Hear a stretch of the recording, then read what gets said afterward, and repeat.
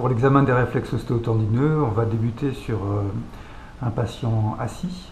Quelques principes d'abord sur la tenue du marteau. Donc il faut tenir le marteau dont la tête est lestée au bout du manche et le laisser tomber avec son poids pour percuter les réflexes. Et ça, c'est valable pour tous les réflexes qu'on va taper. Deuxième grand principe, c'est que l'examen des réflexes doit être toujours comparatif. Comparatif droite-gauche et comparatif entre la vivacité des réflexes du haut et ceux du bas. Donc c'est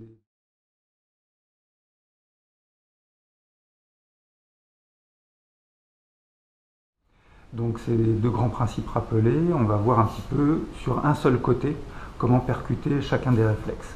Donc d'abord on va commencer par le réflexe bicipital qu'on percute au niveau du tendon bicipital en interposant dessus son pouce ou éventuellement un doigt. Et donc toujours avec le même mouvement du marteau. Et ça provoque une flexion de l'avant-bras sur le bras par contraction du biceps. Ça met en jeu le nerf musculo-cutané et la racine C5. Deuxième réflexe, le stylo-radial. Donc là on tape juste au-dessus de la styloïde radiale au niveau de la face dorsale du poignet. Donc là je perçois la styloïde, juste au-dessus le tendon, et je peux taper dessus soit de façon médiate en tapant sur mon doigt, soit de façon immédiate. Une erreur fréquente, c'est de taper à l'intérieur du poignet, et là évidemment on ne tape pas sur le tendon. Ça correspond à la racine C6 et au nerf radial. Ensuite le réflexe tricipital, donc là la décontraction du membre est assurée par la position. Ici il faut bien veiller à ce que le patient reste décontracté, donc on porte le poids du bras et on tape ici au niveau du tendon tricipital et ça provoque une extension de l'avant-bras sur le bras. Donc c'est la racine C7 et le nerf radial.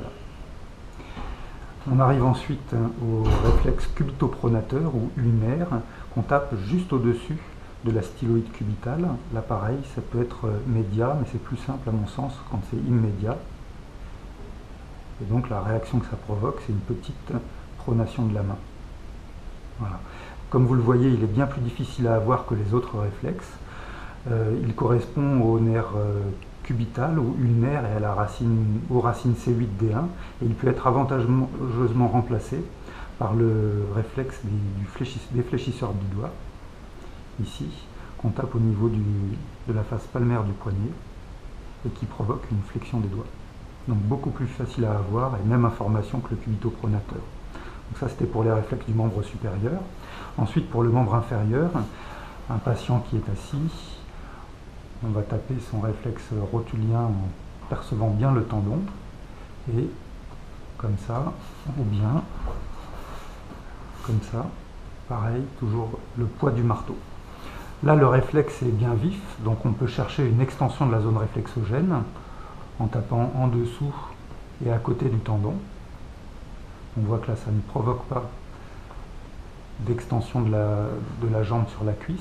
Si le réflexe avait été peu vif, atténué, on aurait pu faire une manœuvre facilitatrice, la manœuvre de Jindřichs, où on demande au patient de mettre ses doigts les uns dans les autres, les yeux fermés, et au moment où on lui en donne la consigne, de tirer très fort. Allez-y, tirez fort, et là on percute à nouveau le réflexe, et s'il était peu vif initialement, ça peut le libérer.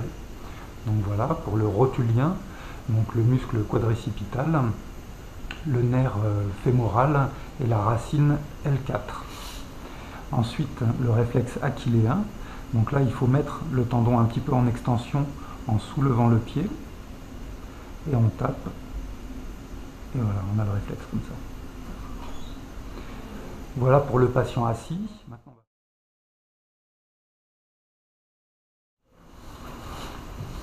les mêmes réflexes sans commentaire. Donc le bicipital, le stylo-radial, le tricipital, et là encore en prenant garde que le patient est bien décontracté. Là si je lâche, le membre ne tombe pas, c'est que le patient n'est pas décontracté. Il faut vraiment que le poids de son bras soit supporté uniquement par ma main. Voilà, là je sens que c'est bon. Voilà. Et enfin le cubitopronateur. Voilà, là on voit bien la réaction et qu'on peut remplacer par le fléchisseur des doigts.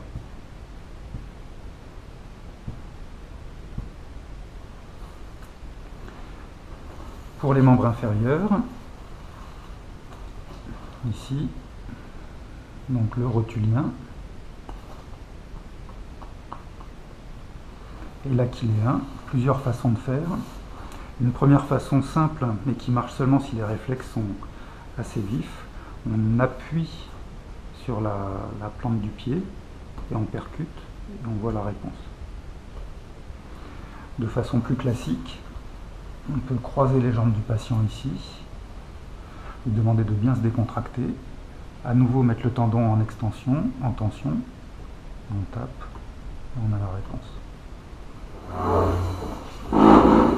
C'est-à-dire les genoux sur la chaise et les mains qui s'appuient sur le dossier. Pareil, il faut un petit peu mettre le tendon en extension et on tape ici. Voilà.